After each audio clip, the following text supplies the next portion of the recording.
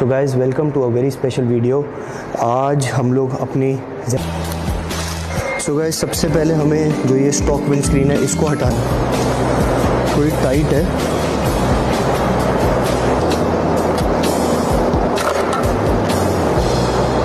Stock wind screen बाहर आ गई है एंड अब ये प्यूक की इंस्टॉल करनी है हमें।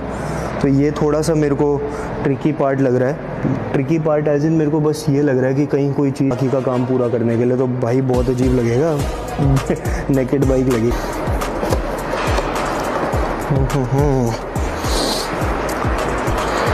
भाई मेरे को ये डर लग रहा है कि कहीं गलती से चिप ना हो जाए ये। Perfect perfect guys, perfect